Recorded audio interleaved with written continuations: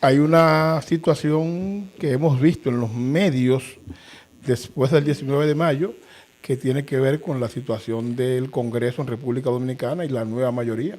Mayoría absoluta en la en el Senado y una mayoría bastante, bueno, aplastante en la Cámara. En la Cámara de Diputados.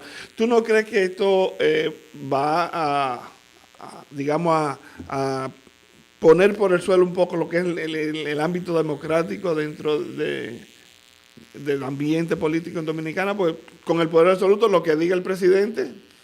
Sobre todo en un país presidencialista como el de nosotros. Claro. En el que el presidente es ley, batuta y constitución. Sí, bueno, y bueno, ya están las quejas de la oposición de que va a ser casi una dictadura de un partido por el hecho de tener control de todo, de dos de los principales, de los tres poderes del Estado.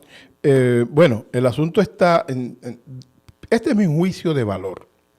Yo pienso que el papel de un partido político es tener control del Estado en todas sus instancias. Y ir a elecciones tiene como propósito precisamente eso, alcanzar alcanzar el poder. Claro, todos los que fueron a este proceso electoral tenían el mismo propósito. Unos lo alcanzaron, otros no. Pero ha pasado lo mismo desde toda la vida. Recuérdate que en 1844, el 6 de noviembre, en San Cristóbal, cuando se estaba discutiendo la primera constitución dominicana, la forma en que Santana alcanzó su propósito fue que se apareció en San Cristóbal, rodeó el lugar donde se estaba discutiendo la constitución con hombres a caballo y obligó a que le aprobaran el artículo 210, que es el artículo que le daba todo el poder a Santana para manejar el gobierno dominicano como le daba la gana. Y bueno, pero creo que no es la primera vez en la historia reciente, porque tú te fuiste lejísimo, que un partido tiene la mayoría en el Congreso. Creo que recuerdo que el PLD hubo un momento en que solamente tenía un solo representante en el Senado, que era, creo, Juan Tomás. Juan Tomás, correcto. Y todo el resto estaba en manos de la oposición. De la oposición. Pero mira, bueno, del gobierno, en este caso. Hago la referencia a Santana para que entendamos que los comportamientos autoritarios nuestros empezaron con la nación misma, de imponerlo a la fuerza. Y así se repitió. Podemos hablar pero se puede hablar de que esto fue impuesto a la fuerza, porque de hecho fueron elecciones muy libres. Nadie la ha cuestionado, eso es verdad. Sin cuestionamiento. Solamente quise poner el señalamiento de que las prácticas de tener el control absoluto del poder es una práctica vieja. Sin embargo, mi crítica a los sectores que quedaron en minoría o inexistentes en el Congreso, como por ejemplo el PLD ya no tiene senadores a partir del 16 de agosto. La Fuerza del Pueblo tiene 3 senadores, pero tiene muy pocos diputados, porque el PRM sacó 140 diputados de 190. No me parece que fue por una voluntad expresa del PRM de tener control total del Congreso, sino que es la expresión del voto de la gente. ¿Qué tú crees que va a pasar ahora? Que, por ejemplo, algunas iniciativas que están en carpeta para aprobarse, el presidente o el PRM va a esperar la nueva legislatura a partir de agosto 16, o va a aprovechar o se va a impulsar para aprovechar que sea un poco más democrático y ponerla en carpeta ahora? Mira, yo pienso que va a depender de cómo actúen los demás actores políticos. Por ejemplo, ya el presidente Abinader dijo que quiere reunirse con el presidente Fernández y con el ex candidato del PLD, Abel Martínez, para empezar a desarrollar una agenda de desarrollo. ¿Tú crees que ellos van a empujar para que se aprueben cosas ahora? Podría ser, pero eso va a depender de esa dinámica política. Me parece que este es el momento idóneo, porque los primeros 2 años, en este periodo de transición de acá hasta agosto, y los primeros 2 años del gobierno, la oposición puede darse el lujo de pactar cosas con el gobierno, ya a partir del tercer año se complica, lo que indica que en este periodo de transición, estos meses de transición, bien podría ser un momento para llevar reformas, la famosa reforma fiscal, la famosa reforma a la Constitución, que no reincorpore la reelección más allá de 2 periodos, sino que reforme aspectos de la Constitución que son necesarios repensar. Entonces me parece que si la oposición, que ahora tiene mayor fuerza en el Congreso, es inteligente, debería aprovechar este tránsito para que esa discusión sea lo más democrática posible. El método debería revisarse, ya que dejó importante gente, por ejemplo, muchos diputados que fueron votados, algunos los más votados dentro de su circunscripción, y por el método de Home, pues quedaron fuera de eso, haciendo, digamos, que el proceso democrático como que se vea coartado. Gente con 12,000 votos se quedan fuera y otros con 1,500, 1,200, 2,000 votos pues entran en la Cámara de Diputados. Mira, lo del método de Home debe revisarse. Sin embargo, Roberto, esto es importante. El método de Home sacó gente que uno no sabía, no pensó que iban a salir del Congreso. Por ejemplo, Lila Albuquerque, que ya no es diputada, o no será diputada a partir del 6 de agosto. Lila Albuquerque tenía la vida entera en la Cámara. Y la Albuquerque tiene una historia bastante cuestionable. Máximo Silverio, de Santiago, una persona creo que con 38 años en el Congreso, no calificó y se quedó fuera. O sea, así como el método de Home no permitió que personas con mucha valía llegaran al Congreso, el mismo método de Home sacó a personas que tienen ahí un tempal enorme. Lo que indica que sí, yo creo que hay que revisar un poco el método. El método de Home es un método que se usa mucho en Europa.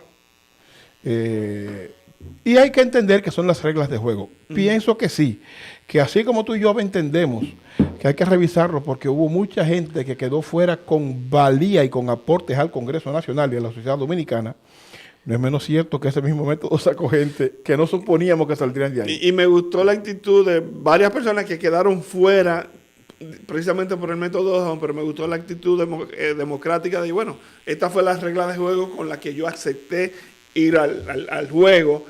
En el juego me sacó, pero esas son las reglas. Lo que hay que entonces ahora ver cómo se cambian las reglas o se buscan reglas que sean, digamos, más equitativas. Sí, yo comparto contigo el criterio, pero nos hemos concentrado mucho en lamentarnos de los que no entraron, pero no estamos echando el ojo en los que salieron. Y ahí salió gente traviesa. Por otro lado, y viniendo un poco más allá aquí a la ciudad de Nueva York, un reporte que sale recientemente de la Contraloría Estatal dice que 1 de cada 5 niños en la ciudad de Nueva York está por debajo del nivel de la pobreza. Pero antes de entrar ahí, ¿cómo se define estar por debajo del nivel de pobreza en la ciudad de Nueva York, que es una de las ciudades más ricas o que maneja más recursos si no en Estados Unidos, casi en el mundo? Pero agrégale al detalle de que es una de las ciudades más ricas del mundo, que es una de las ciudades más caras también. También. Concomitantemente, lo que indica que lo de la riqueza, para que tenga un salario mínimo, es relativo. Porque de la misma manera que tiene un salario, digamos, de $17 la hora, no es menos cierto que lo que paga de renta, los que ingresan con $17 la hora. No para pagar renta. No, ¿entiendes? Es un contraste complicado. Mira, yo pienso que los parámetros para establecer los niveles de pobreza son los siguientes. 1, que tú tengas un ingreso que te permita cubrir tus necesidades básicas. ¿Qué quiere decir eso? Cubrir donde tú vives, tu vivienda, los gastos de vivienda, sea que pagues alquiler o que pagues una propiedad, que tú tengas el alimento suficiente, bien nutrido para ti y para tu familia, que tu ingreso permita que tú tengas acceso a transporte sin mayor dificultad, que tú tengas acceso a la salud, que tú puedas comprar tus medicamentos, atenderte periódicamente tu salud, incluyendo la salud bucal, que aquí es extremadamente cara y complicada. Pero además, un detalle que nosotros los pobres casi nunca tomamos en cuenta, y es que uno tenga posibilidad de recrearse. Que uno tenga posibilidad de decir, bueno, de lo que yo gano me quedaron $50. déjame irme con mis hijos a un parque, para poner algo sencillo. Sí, y es parte de la salud mental. Claro, y parte de vivir. De vivir. Nosotros lo que hacemos es trabajar de manera irreflexiva todos los días, 5, 6, 7 días a la semana, 2 y 3 turnos, y no nos da tiempo a vivir. Entonces, esos parámetros de bienestar, cuando no se cumplen con nuestros ingresos, y nosotros tenemos que restringir una comida al día. Por ejemplo, no podemos hacer desayuno y tenemos que mandar los niños a la escuela temprano para que desayunen allá, y yo no puedo desayunar por mi cuenta, tengo que esperar mediodía o horas de la tarde para un almuerzo y en la noche volver a comer algo. Eso es un indicador de pobreza peligroso. ¿Tú crees que ese indicador de pobreza es, digamos, se puede establecer como un parámetro de referencia por los índices de violencia que se viven en la ciudad, partiendo del hecho de que mucha de la violencia que está, por ejemplo, en Latinoamérica, está también relacionada con los niveles de pobreza? Claro, definitivamente. El hecho de que, por ejemplo, ha sido un escándalo de los pequeños negocios, sobre todo las bodegas, los deli, los negocios que venden de discount. Ha sido un escándalo. Los dollar store, que ya no son de dollar store, porque no hay nada de $1 en ninguna. 99 cents. 99 cents en ningún Eso es lado. correcto. El hecho de que tú veas personas robando, y debo usar la palabra robando porque es la palabra que más grafica lo que voy a decir, cosas para comer. Fíjate que difícilmente una gente entra a una de estas tiendas y se roba ron. Se roba cosas de comida, esencialmente cosas de comida. Te dice a ti que los niveles de pobreza están en unos estándares que hay que ponerle atención. Y eso genera violencia, porque a un comerciante pequeño, un dueño de una bodega, que tú entres y te lleves papitas, te lleves jugos, te lleves leche, porque tú no puedes pagarla, le genera a él un problema porque él necesita cobrar ese dinero para poder cubrir sus gastos. Y entonces es muy poco para que, si tiene seguro, los reportes, y es una pérdida que es bastante sustanciosa. Y eso genera violencia, porque ¿cuál es la reacción normal, natural del dueño de un negocio que alguien va y le lleva su mercancía? Agredirlo, defenderse, pero además el que va a llevarse una mercancía que no pagó también va casi siempre van agresivos a buscar esa mercancía porque lo ven casi como un derecho. A nivel estatal o de la ciudad, a raíz de este estudio, ¿hay algunas medidas o propuestas para bajar estos niveles? Mira, ese es el reto. Yo pienso que uno de los mayores problemas que tenemos nosotros es el altísimo costo de los alquileres. Es increíble que en Estados Unidos el negocio esencial, o uno de los negocios esenciales de este país, es la renta de viviendas y apartamentos. Y que no hay una política en Estados Unidos para que la gente compre su casa, sino para que la gente alquile un apartamento o alquile una casa. Comprar una casa o un apartamento aquí es un lujo inmenso. Y a pesar de que se están haciendo mayores construcciones, pues todavía las que supuestamente son para los pobres no tienen acceso, ¿no? Claro, no, y sobre todo que lo están haciendo desarrolladores privados. No es el gobierno como tal, son desarrolladores privados que saben que hay una demanda habitacional en Estados Unidos, en las grandes ciudades, y sobre esa base desarrollan negocios, que en principio uno podría ver que no es malo en sí mismo, hasta que se da cuenta, como tú dices, que el salario promedio no puede alquilar una casa de esa magnitud, y mucho menos comprarla. Entonces, frente a eso, pienso, Roberto, que el primer punto debe ser bajarle el costo a los alquileres. Eso es vital. Que la gente... La lógica no puede ser, a mi juicio, por la experiencia que tenemos en asuntos económicos, simple y sencillamente subir los salarios.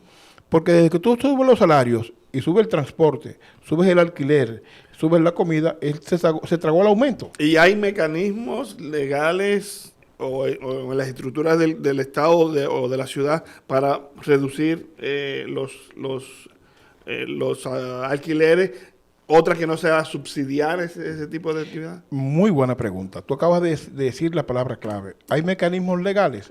Los mecanismos legales lo hacen los oficiales electos o en la ciudad, o en el Estado, o en el gobierno federal. Por lo tanto, es cuestión solamente de voluntad y decir, bueno, hay que construir el mecanismo legal que permita reducir sustancialmente los costos de los alquileres. Y eso puede tener varias implicaciones. ¿Por qué? Porque ¿quiénes están detrás de, de las construcciones de los desarrolladores? El sector financiero, el sector hipotecario. Pero ese ha sido, yo tengo 20 años aquí y ese ha sido, digamos, uno de los principales temas de discusión a la hora de tú elegir los concejales que son quienes aprueban las leyes de la ciudad, que pues siempre o muchos de ellos están vinculados son financiados. Son financiados su campaña por el sector de los caseros. Y mientras eso siga sucediendo, pues entonces nunca vamos a tener legislaciones que defiendan a los... Yo estuve conversando la semana pasada con una amiga tuya y mía que es oficial electo a nivel estatal y me sorprendió su bajísimo nivel de reflexión respecto a este tema. Esta amiga, y en su momento quedé en una conversación con esta persona posterior, por eso no digo el nombre ahora, pero vamos a ver cómo reacciona en la segunda conversación, la reflexión de que, no, pero si el que no puede, que se vaya. O sea, ¿cómo un oficial electo piensa algo de esa forma? Para ponerlo en la página que tú lo estableces. Resulta que si el oficial electo, producto de que es financiado por los caseros, por ejemplo, o por los desarrolladores, piensa como un desarrollador o como un casero, entonces nunca va a actuar en función del pobre inquilino que tiene que tener 2 trabajos y un hijo tener un part-time para ver si completan la renta y la comida por lo menos.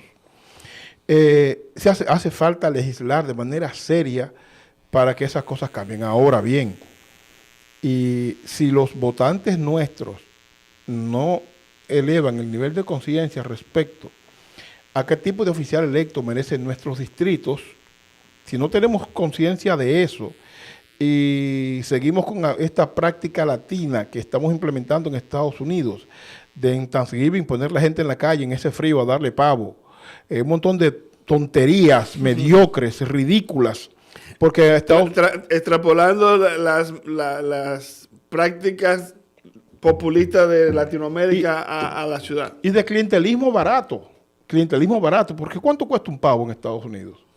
Y poner personas en una iglesia, frente a un restaurante, a hacer filas enormes, peor es la gente que va a buscar el jodido pavo ese.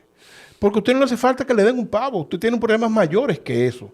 Sin embargo, mucha gente nuestra se deja arrastrar por esa práctica clientelar y entonces entienden que esta persona que me regaló el pavo, que me dio un abrigo en invierno, que se acuerda de mí cuando hay elecciones y pasa por aquí de forma coyuntural, como me dio el pavo y como me dio un abriguito, déjame hacerle propaganda y votar por esa persona. O sea que necesitamos tanto en Dominicana como aquí mejores votantes.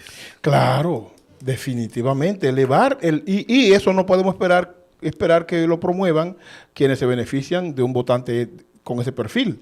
Porque el que se beneficia de un votante con ese perfil va en coche, va cómodo, porque no tiene que hacer nada, excepto repetir el mismo esquema. Bueno, yo creo que esa sería la mejor forma de concluir este espacio por el día de hoy, con esa reflexión de que tanto en Dominicana como aquí, para que mejoren la situación de los ciudadanos en sentido general, pues necesitamos tener votantes más educados, con mejor forma de discernir qué persona nos puede representar de una manera que represente nuestros intereses y que vele por los intereses de la mayoría.